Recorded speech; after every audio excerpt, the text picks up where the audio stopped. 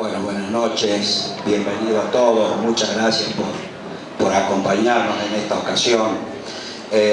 Para nosotros es un día memorable, pero no porque hayamos construido este libro, sino porque estamos volviendo a hablar del radioteatro. Yo le decía hace un rato a Ronnie, a los colegas, es emocionante que no solamente en Córdoba, sino que emisoras de otros lugares del país entre ayer y hoy estén hablando del radioteatro, gracias a que se nos ocurrió presentar este libro. Es el libro que más me costó. Hemos hecho muchos libros en colaboración con la cátedra, individualmente, con otros colegas. Particularmente he escrito mucho sobre la radio, pero ninguno me costó tanto como este, porque Ana María nos cuenta en esa historia que llevamos 10 años haciendo esto, y quizás 12. Y Ana María Alfaro se recordará que las primeras entrevistas se las han hecho hace 8 o 9 años, y luego han salido otras. ¿Por qué? Porque a medida que conseguíamos información, teníamos que contrastar esa información. No es porque no creyéramos en la memoria de Ana María, que es increíble, pero teníamos que buscar datos concretos. Y esa fue la tarea tan ardua y tan difícil. Y el punto final lo pusimos a comienzo de este año, cuando ya enojado ante el equipo le dije: este libro sale ya. Van a ser los 100 años de Don Efraín, y si no hacemos esto, ¿para qué hemos estado en la cátedra de radio durante tanto tiempo? Y ese es el motivo por el cual hoy estamos presentando, y por eso esto es como un sueño. Porque cuando va pasando tanto tiempo y uno da vuelta y sigue corrigiendo, como creo que decía Borges, al final uno corrige tantas veces que nunca va a sacar un libro. Y eso es lo que a nosotros nos estaba pasando.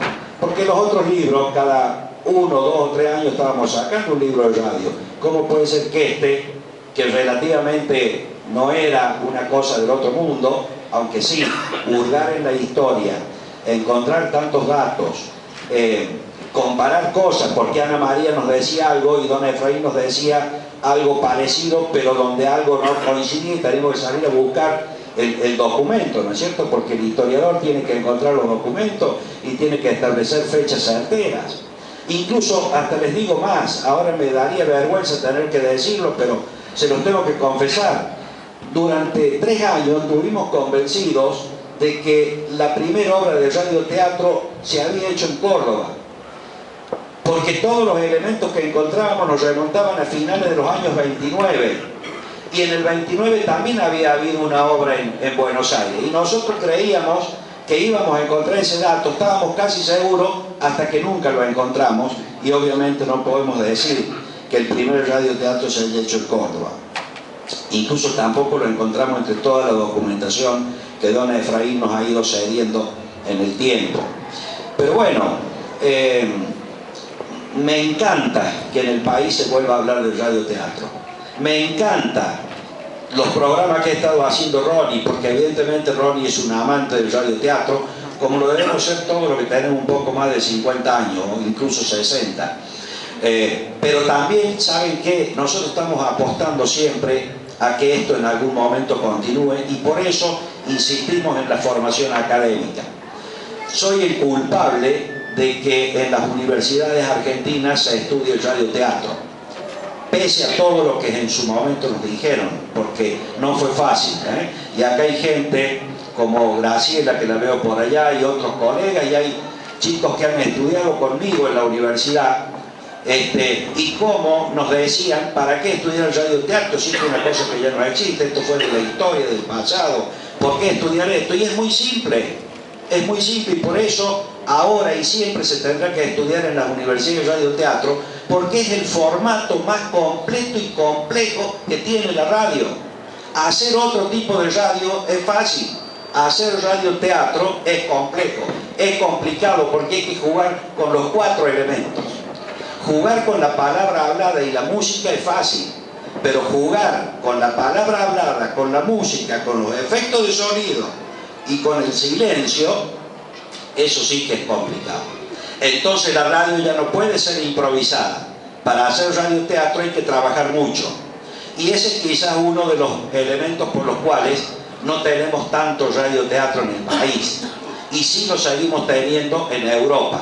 Porque claro, los países europeos financian estas grandes producciones y en el radioteatro hay que trabajar mucho. No lo hacen 1, 2, 3 personas, lo hace un equipo de 6, 8, 10 o incluso hasta 25 personas como trabajan en las producciones de la RAI en Italia o en la Deutsche Welle en Alemania.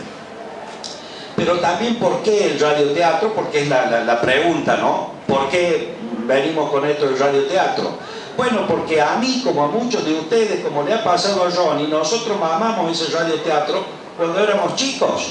O porque le escuchaba la abuela, porque le escuchaban los padres, las personas mayores que nosotros, y ellos nos llevaron a escuchar esto. Y por eso la conocemos a Ana María y conocemos su voz desde aquella época. Es fantástico lo que ha ocurrido con el radioteatro. Es movilizador. En estos días, desde que Ronnie hace un par de semanas empezó a hablar de que se iba a presentar este libro, y obviamente con la gran audiencia que tiene la cadena 3 en el país, gente de todos lados empezó a hablar y a recordar del radioteatro.